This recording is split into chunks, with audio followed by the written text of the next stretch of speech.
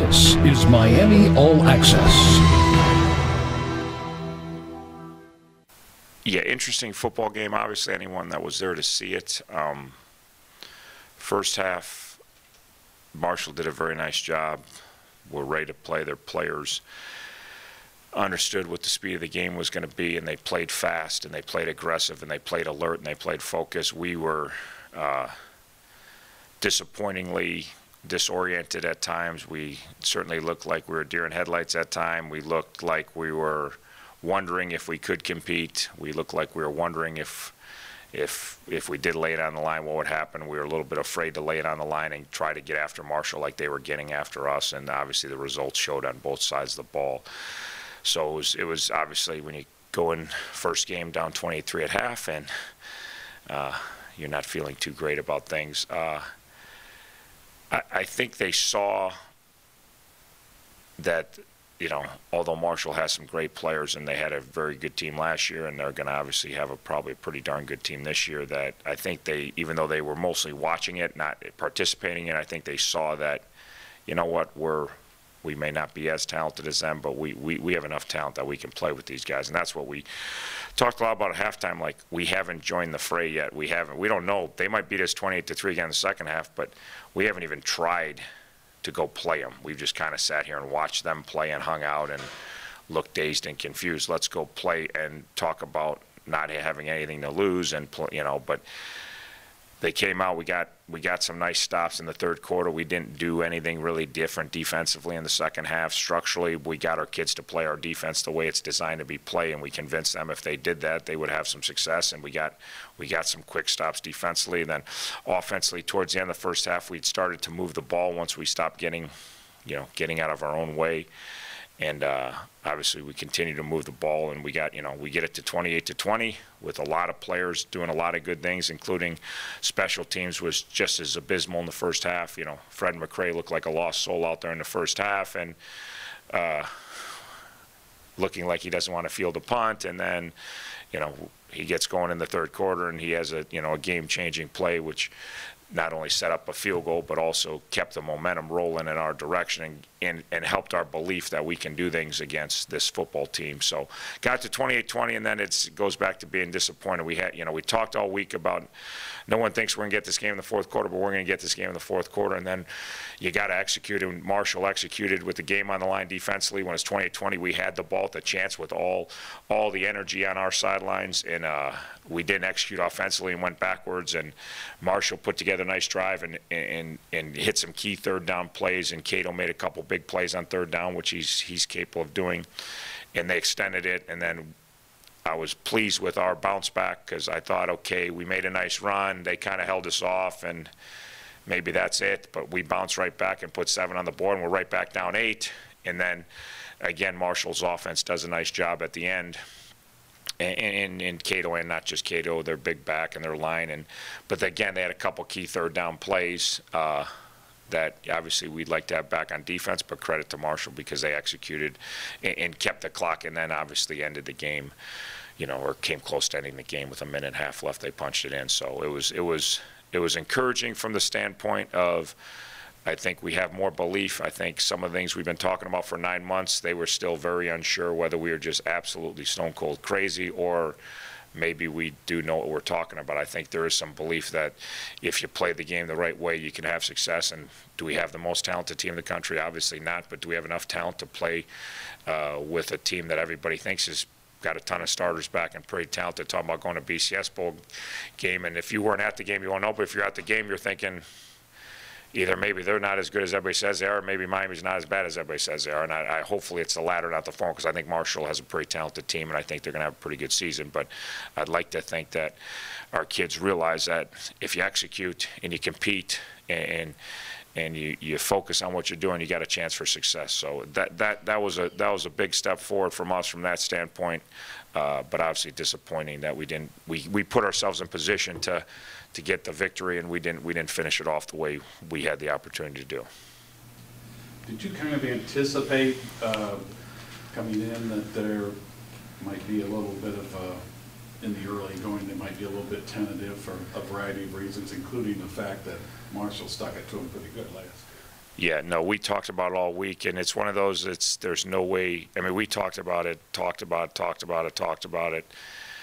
tried to prepare for it, but obviously at the end of the day, we didn't prepare for it. So, yeah, no, it's everything that happened the first quarter and a half was what we had discussed, I thought these guys, they were very excited to play, but which is great because they really haven't been excited to play for a while. Not excited, I think they're excited to play, but belief that they had a chance to do some things out there. I think they had going in, but then part of that excitement becomes overexuberance and lack of focus. And heck, we couldn't get 11 guys on the field the first 2 series on offense, you know, and those are all stuff that we've scripted and run for 2 days with the same personnel. So it's I mean, it's pretty, but it's what, you know, we got some guys running on and off the field, and it's like, what do you, you're coming, you're going, and I'm like, what do you see in there? I'm not seeing anything. They're just panicking, running around. So yeah, we expected some of it, and we definitely got it, but that's one of many areas we need to continue to improve on, how to approach, come in focused, calm, and excited.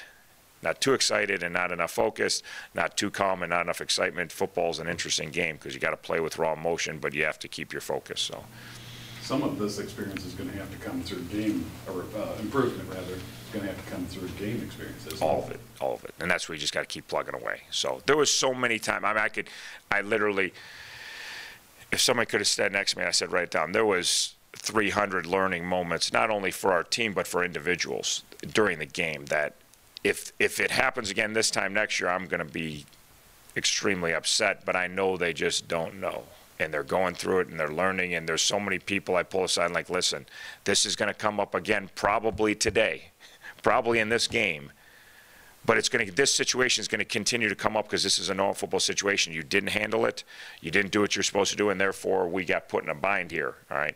And there's numbers of situations that did come up later in the game, and we did. Fred McRae fielding the punt. I know he can field punts. That's why we didn't take him out after he didn't field the first 3. It's like, we just get down. Fred, calm down, and I see in practice but he just had to get over the hump, and it's not, but he was excited and a little tentative, and, Jay Masson doesn't fit a run right, and they get 16 yards for no reason, and we kicked their butt on the play. I mean, we kicked their butt. You watch our front 6 against their front 6, we mauled them. But because we have one guy doesn't go where he's supposed to go on an easy play, but a exuberant player that's trying to do too much, he's looking inside, but he knows he's protecting outside, and so he gets caught peeking inside, and we're whipping butt inside. And they get 16 yards, and you're watching on the field, you're like, that's unconscionable that can happen. Like, I don't know how we don't hit that for a 2-yard loss. It's embarrassing. But you pull Jay aside and you talk about doing your job and not trying to do Kent Kern's job, because Kent can do his job, and don't do Donald's job because he can do his job, and don't do Mwanza's job because that's whose job you're trying to do, and then you didn't do your job. Well, they run the same play again the next series, and we tackle it for a half-yard gain. And the difference is just our execution and understanding. So your point is the point. We got to keep playing games, and we got to keep playing with our same systems and keep getting better at what we're doing, and understanding that when they do it right, it works, and when they don't do it right, it doesn't work, and that's the lesson. I can talk for 9 months, but they got to go play. Punting was a question mark of sorts coming into the season. How did you feel about answering that question, so to speak? Yeah, very good first game. He did a nice job punting the ball, and our punt unit did a nice job of. They do some different things, and we did both our regular punt and our rugby style punt, and I thought our punter and our punt team executed. Our coverage on both kickoff and punt needs to get cleaned up, but for the most part, the punting unit did a good job for the opener, and the punter, I thought, did an excellent job. You guys had more points, first downs, passing yards, passing attempts, passing touchdowns, total yards, and time of possession than in any game last season. So is that more of a testament to your offense, or to how bad they were last year, or a little bit of both? I don't know. I think, obviously we didn't, our offensive stats last year were anemic, so we haven't even talked about if that's the measuring stick. We could still be pretty horrendous and surpass some of the things we did on offense a year ago, so that's not really, that's really not part of it. If you had said before the game, do you think we'll pass any of those things, I would say I certainly hope so. We can, I think we're more capable, but I think it's our offensive kids we still have some deficiencies in certain areas, but I think some kids realize that if they do some things that they're capable of doing, that they can make some plays. I thought Dajuan Scott had a tremendous football game, and not that he hasn't had good production here in the past and hasn't been one of our most productive guys, but I think, I know a couple of Marshall coaches made mention to me right after the game about Dajuan and how that was 25 last year, right? And I'm like, yeah, they're like, God, that kid's, and a testament to him is how hard he's worked and how he's focused, and maybe a little bit of our offense we can we do a lot. If you watch Dajuan Saturday, he played a lot of different spots for us, so he's he's got some opportunities in our offense to be put in positions to make plays, and he made really every play he had a chance to make Saturday. He made. He was tremendous. And obviously Rowe, we know he's capable of doing some things, but his thing is technically. Receiver is his weakness, not his physical tools are good, and his compete level's good, his energy's good, but at this level you just can't be a good athlete and play with energy, and because they got energetic, explosive guys guarding you. So now there's some technical part of running routes to give you a chance to get open, and some trust with the quarterback that you're going to be where you're supposed to be, so he knows where to throw the damn ball. Especially a couple of the home runs, you got to have some trust till you're not throwing it when he gets 40 yards downfield. You're throwing it a long time before that. So I think Rowe's taken to some of the stuff we're trying to do, and his consistency level isn't there yet, but he made some great strides Saturday with the lights on, which was huge. Because a lot of times the lights go on, you forget what you're doing, and he actually did some really nice things technically, and we know he's explosive and can do some things. So those are just two examples. There's a number of kids, that as the game went on, they started gaining more confidence and realized, hey, I can do this, and then a lot of times once you start doing it, you never stop. Once you realize you can, so that's the exciting thing. We got a lot of room to grow. How confident are you in being able to improve in the red zone and maybe short yardage situations? Probably the biggest issue Saturday was that offensively by far, and I don't know, I don't know what the answer is. In short yardage, people are going to put a lot of guys in the box and try to defend the run, and you gotta move bodies to run the ball. Teams don't line up and give you good run looks when it's 4th and 1 or 2, or you're on the 1 yard line. They're going to put a lot of people in there, and they're going to put more people in there than you can block. And the way is the good running teams, which I've been a part of a lot of them, was you knock the down guys off the ball and the other guys get caught in the wash. And even though you don't really have a hat for the guys that are standing right behind them, you get a good enough push that, and you're trying to get 1 yard to 2 yards. You're not trying to get 10 yards, but it's not, it comes down to brute force, and you got to move people.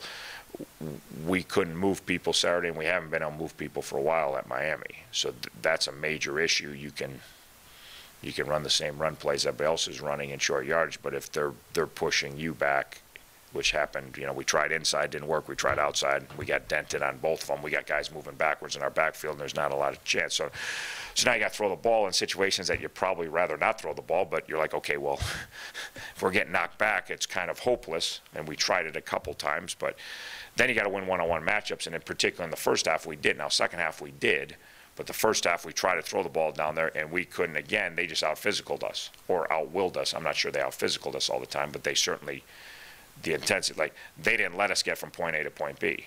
We had some routes on that if you watched the play, you couldn't tell me what the route was being run. They couldn't get past their defender. They were just at the line of scrimmage or at the goal line, getting held up at that point in time. So we talked at halftime. I said, if somebody's getting this room has got an answer that if they're going to load the box and stop the run and we can't knock them off the ball and you guys outside can't get past your defender, somebody else got to come up with a way, a way we're going to get the ball in the end zone. And that's what it gets tough. And we talk a lot about being in the red zone. It comes down to will, and it comes down to brute force a lot of times. So an area that I think you hit the nail on the head. It's a major concern for us, and I don't have a good short-term solution right now.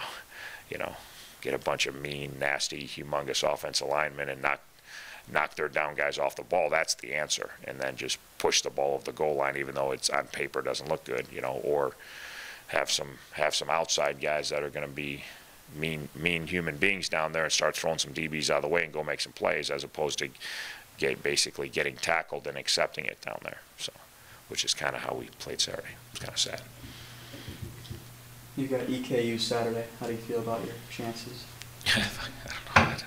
It's weird because it's like where we're at as a program, I don't even, like, I'm really not even concerned about EKU or our chances. You have structurally and, you know, I don't like, somebody just asked me on the conference call, like, anything less than a win this week. I'm like, God, I guess it's a really good question, but I guess I'm not at that point with my brain with wins. I mean, a lot of years you go in and you say, we got to win this one, we got to win this one, we got to win this one. If we got to play good here on the road, maybe we can sneak by and get these guys, even though maybe they'll be a favorite, you know, and you're trying to plot, can I get to 6 wins? Can I get to 8 wins? Can I get to 10 wins? If you're really good, can I get to 12 wins? And what are going to be the tough stretches? And you break your season up into months, and, you know, heck, we're breaking up into minutes. That, how do, you know, for us, it's, how do we come off Saturday's game? We're going to come off in one or two ways, all right? The excitement and the belief that we gained from obviously playing significantly better in the second half than the first half. I mean, you don't have to be, our kids got that figured out. We played a lot better. Is that into, I want more knowledge, I want to work harder in practice, like we're getting better, and now if we put our foot on the gas, we can get this thing turned in the right direction?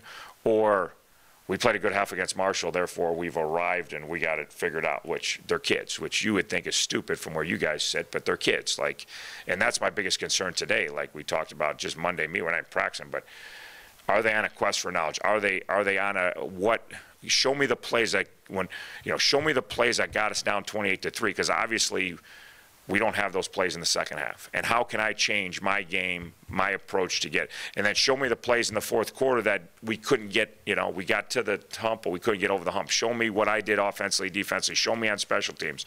Then can I come in and meet more? Because I don't want this to happen again next week. I'm on special teams and I was out of my lane, and I gave us a problem because of it. I'm going to spend more time this week so that doesn't happen again. Or, boy, Marshall's is supposedly hot team this year, and we showed that we could play with Marshall, and like, a lot of times it doesn't take kids too much to feel too good about themselves, even when you're 0-17. So we'll see how it goes. So that's, you know, if we continue to get better, we're excited about our chances this week against Eastern Kentucky. If we don't execute better than we executed last week, we have no chance to beat Eastern Kentucky. I don't care what anybody thinks, or what the favorites are, or they've won a lot more football games the last year and a half than we have, so they know how to win games. We've proven we can't beat anybody, so they're fully capable of beating Miami if we make the same mistakes. Along the lines of what you just said, consistency is going to be a huge measuring stick for this team. Yes. On improvement. Yes, yeah, and each week, and within OD and special teams, you know, and within it, not only as a punt team, but as individuals on the punt team. And that's what we're looking for. And we're going to give kids opportunities to grow, because there's a bunch of kids that if they played the way they played Saturday, at previous jobs, they wouldn't play no more. Like, that's not even close to college football. But we have so many of them, we're going to stick, and we're going to tell kids, like, this has to change, it has to change now. Here's the film, this is what it looked like on Saturday. Now it's on you to make the improvement. We'll keep coaching, but you have to make the adjustments. We can't make you want to stay in your lane. You can run out of your lane if you want to, you can stay in your lane if you want to. That's a choice you're going to have to make. And same thing on offense or defense. We got to keep seeing that improvement. Like I said, I'm not in this, hey, I'd love to beat Eastern Kentucky, I'd love to break the loop, I got that, but that's not my focus on where this team is going to be here in the next 1 to 2 to 3 years, and how we keep developing kids. And you still want to make the best decisions for winning games. Did I make all the best decisions for winning games Saturday? No, I didn't. Did I have some struggles in my mind of what I know I should do and what I need to do for this football team right now? Yeah, there's times. Going for it on the 45 in the first quarter, not, if anybody's ever followed my credit, never ever happened. But we weren't playing. These kids need somebody to push them out in the middle of the rush hour traffic. And I'm the guy to do that. Like, we weren't playing on either side of the ball. We need to take some risks. We need to throw these guys out there and force them into uncomfortable situations, because that's part of our growth, you know. I mean, I even flipped over Coach Ski, who's coached with me a lot, because I promise you, he never even considered I would even consider going for it on our own 45. Because he's coached with me before. He knows I'm going to punt him and pin him and make him go 90 yards. That's how you win football games. But sometimes where you're at in your program, you say, screw it. These kids are going to understand we are going to knock the door down. We may not knock it down today, but we're eventually going to knock the door down. We're not going to get out of this hole by somebody throwing us down a rope, climbing down there, strapped around our waist, and pulling us out of this hole. If we're going to wait for that to happen, it's not going to change. So that's the tough thing with where we're at and where our folks, and yeah, we're trying to win every football game, but we're also trying to make some drastic changes in who we are and how we approach things. Do you have any injuries or big 2D changes or anything that? No, the only guy that has anything of significance is Damon. Has a lower body ailment that it's short term. It doesn't look like it's not going to be out long term, but I would say he's very doubtful for this weekend, Damon Washington. But other than that, it was a physical football game. There's a lot of snaps. We got a lot of kids don't feel real good right now, but we're hopeful everyone else will answer the bell on Saturday.